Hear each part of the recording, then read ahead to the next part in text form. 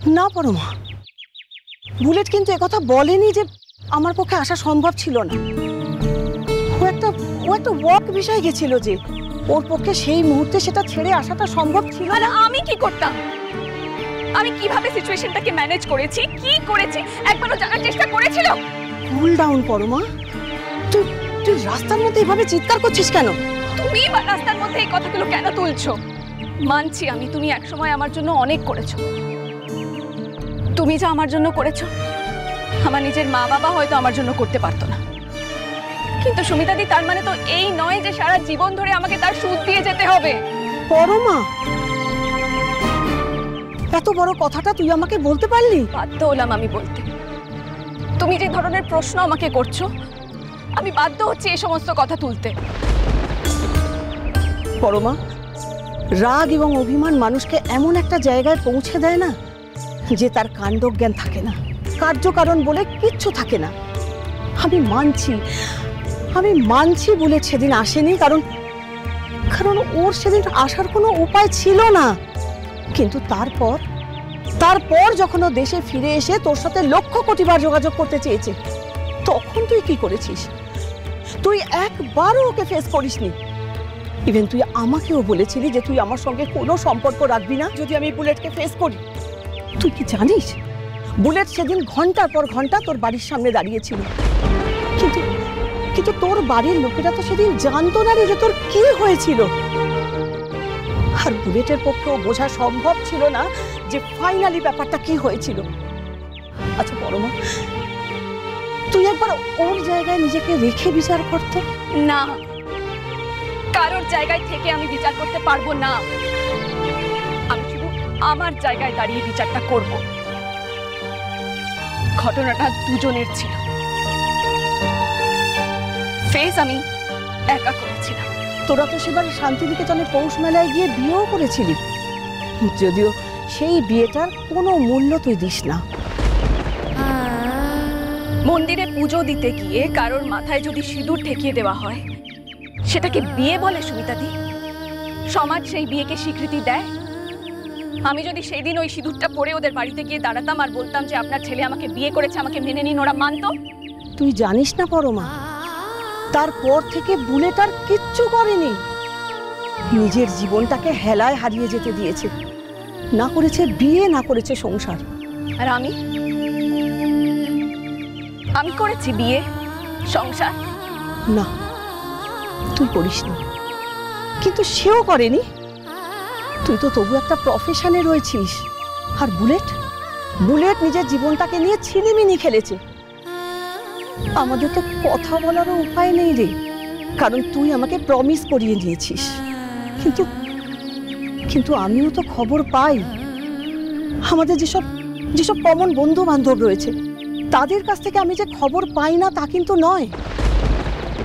আজ বুলেটের যারা বন্ধু বান্ধব ছিল তারা কোথায়, আর বুলেট আজ কোথায় হারিয়ে গেল। অথচ এভাবে তো বুলেটের হারিয়ে যাওয়ার কথা ছিল না পরমা। কত মেধাবী ছাত্র ছিল সে। প্লিজ, আমি এখানে এই সমস্ত কথা শুনতে আসিনি সুমিতাদি। আমি জানতাম এই রাস্তা দিয়েই গঙ্গার ঘাটে যেতে হবে, সেই জন্যই আমার আসতে আপত্তি ছিল। আমি চাইনি আসতে। এক সময় এই পাড়া, এই রাস্তাঘাট, ওদের বাড়ি আমার নিজেরই ঘর বাড়ি হয়ে উঠেছিল। কেউ তো ইচ্ছে করে একটা রাস্তা সারা জীবনের জন্য বর্জন করে না সুমিতাদি। এমনকি কোনোদিন জোর গলায় আমি বলতে পারবো না যে একটা বাচ্চাকে আমি জন্ম দিয়েছিলাম, আর সেই বাচ্চা এখনো কোথাও না কোথাও বড় হচ্ছে। তোর তো তখন এত ঘেন্না হয়েছিল যে তুই বাচ্চাটার মুখও দেখতে চাসনি। এমনকি যারা বাচ্চাটাকে নিয়েছিল তুই তাদের সাথে পর্যন্ত যোগাযোগ রাখিসনি। এই পৃথিবীতে তোর বাচ্চাটা বড় হয়েছে পরমা, কিন্তু তুই নিজে জানিসও না যে বাচ্চাটা কিভাবে বড় হয়েছে। হ্যাঁ রে, তার তো কোনো দোষ ছিল না।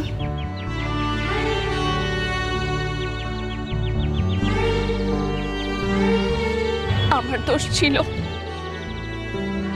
না, দোষ কারোর ছিল না, দোষ ছিল পরিস্থিতির। চলো সুমিতাদি।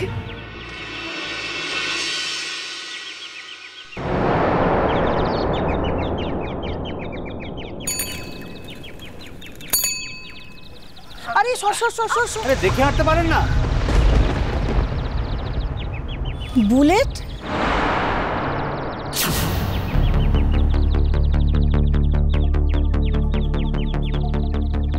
চিনতে পারছো না? সুমিতা দি। সুমিতা দি?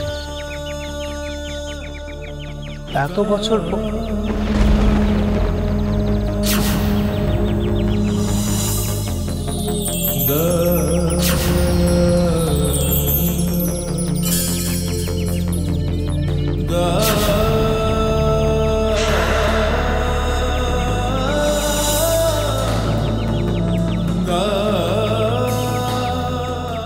আমি এগোচ্ছি সুমিতাদি। দাঁড়াও দাঁড়াও দাঁড়াও পরমা।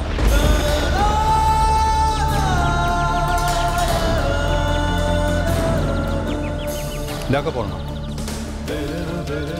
যে প্রশ্নের উত্তর জানার জন্য আমি আমার গোটা জীবনটা নষ্ট করেছি তার উত্তর না দিয়ে তুমি কোথাও যেতে পারবে না। দিনের পর দিন, মাসের পর মাস, বছরের পর বছর এই প্রশ্নের উত্তর জানার জন্য আমি তোমার বন্ধ দরজার সামনে দাঁড়িয়েছিলাম, কিন্তু তোমার দরজা আমার জন্য একদিনও খুলেনি। আর সেই দিন আমি প্রতিজ্ঞা করেছিলাম, যেদিন তোমার সঙ্গে আমার মুখোমুখি দেখা হবে সেদিন আমি এই প্রশ্নের উত্তর আদায় করে ছাড়ব। তাই আজ যখন সেই দিন এসেছে, আমি এই সুযোগ হাতছাড়া করবো না। তাই আমার প্রশ্নের উত্তর না দিয়ে তুমি কোথাও যেতে তোমার পারবে না। প্রশ্নের উত্তর দেওয়ার সময় পেরিয়ে গেছে। তোমার প্রশ্নের উত্তর আমি সেদিন দিয়েছিলাম যেদিন তুমি বিদেশে ছিলে। তখন যখন তুমি বিদেশ থেকে ফিরে আসতে পারোনি, সেই দিনই তোমার সঙ্গে আমার সমস্ত প্রশ্নের মীমাংসা হয়ে গেছে। এখন আর আমার জীবনে তোমার কোনো প্রশ্ন বাকি নেই। আমার আছে। বুলেট, বুলেট, এটা একটা পাবলিক প্লেস। আমরা তো গঙ্গার ধারে যাচ্ছিলাম ওই মেলাটা দেখতে, কিন্তু পরমা কিছুতেই রাজি হচ্ছিল না। ওর বোধহয় কোনো একটা প্রিমনিশন কাজ করছিল, তাই আসতে রাজি হচ্ছিল না। কিন্তু বিশ্বাস করো, আমি মনে প্রাণে চাইছিলাম অন্তত একবার তোমাদের দেখা হোক। আমি আসছি সুমিতাদি।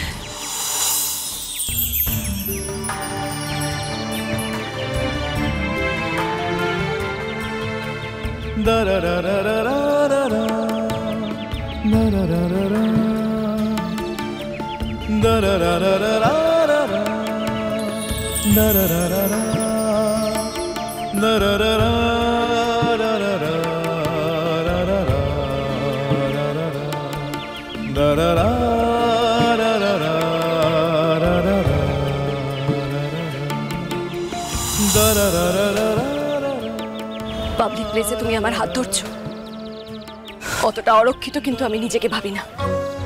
অরক্ষিত? তুমি?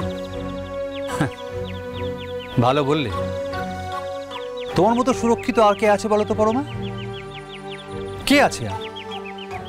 সেজন্য তোমার এই সুরক্ষার প্রাচীর ভেদ করে আমি এতগুলো বছর পরেও আমার জীবনের সবথেকে ইম্পর্টেন্ট প্রশ্নের উত্তরটা আজও পেলাম না।